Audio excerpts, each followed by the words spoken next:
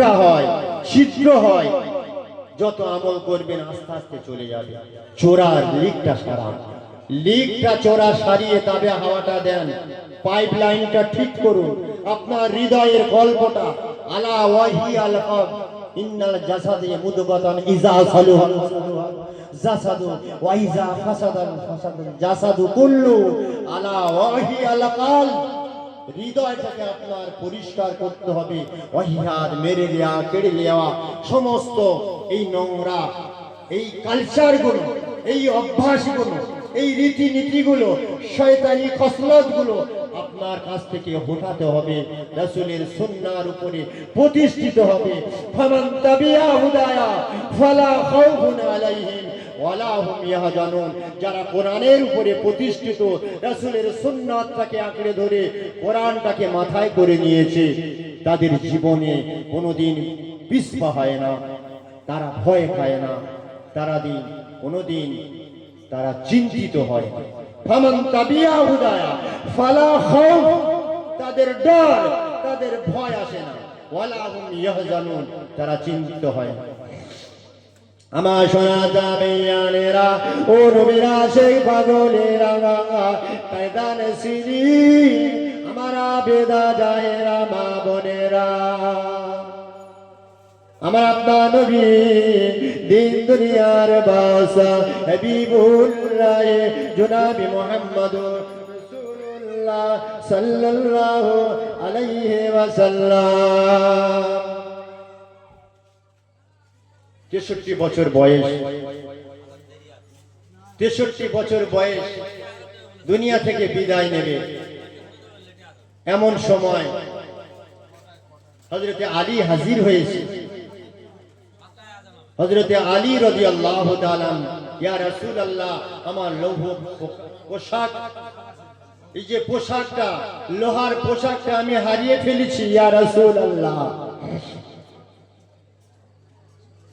আমার আপনার দয়া নবী হাবিবুল্লাহ জনাবে মুহাম্মদুর রাসূলুল্লাহ বলেন, ও বাবা আলী, ওই পোশাকটা আমি হযরতে মুহাম্মদ, আমি খুব তাড়াতাড়ি বিদায় নেব, আল্লাহর ডাকে সাড়া দিয়ে চলে যাব।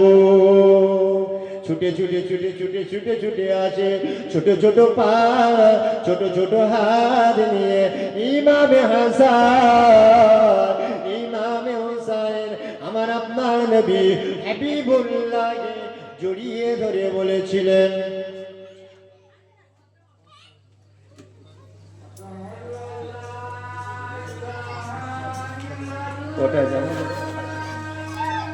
মিনিট আমার ভাইজানের কাছে সময় চেয়ে নিচ্ছি। একটা পয়েন্ট লাস্ট আমি সমাপ্ত করব, তারপরে উযু হবে, ইশার সালাত জামাতের সঙ্গে আদায় হবে।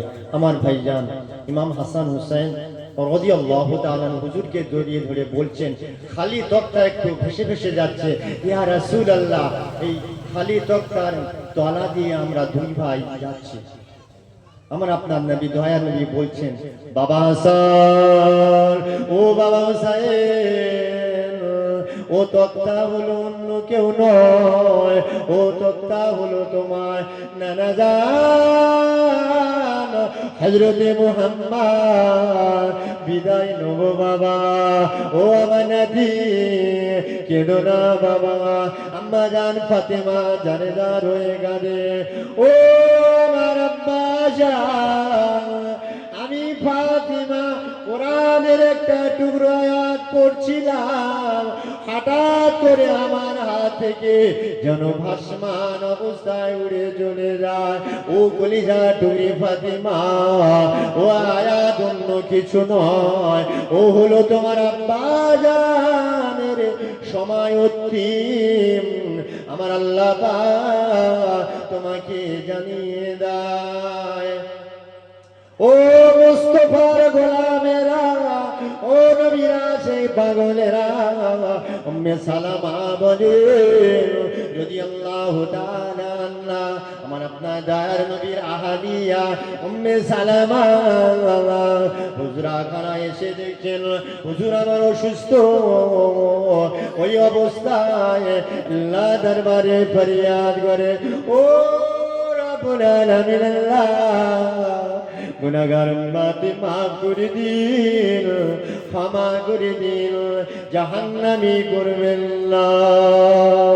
আমার আপনার দয়া নবী এতিম নবী আব্দুল্লাহর ফুলা মা আমিনার লাল মরুর ভাস্কর মরুর দুলাল জনাবে মুহাম্মদুর রাসূলুল্লাহ দন্দা দন্দা করে আল্লাহর কাছে কান্না করে আল্লাহ মাফ করে দিন।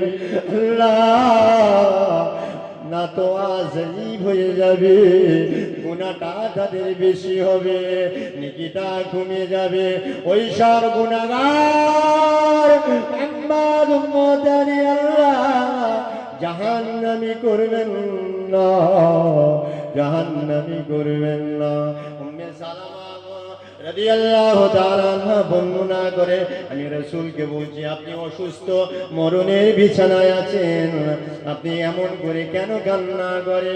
ও উম্মে সালামা আমি সবাই ভুলে যাব, আখিরি জামানার আমার গুনাহগার উম্মত উম্মতানের কথা আমি রাসূলুল্লাহ ভুলবো না।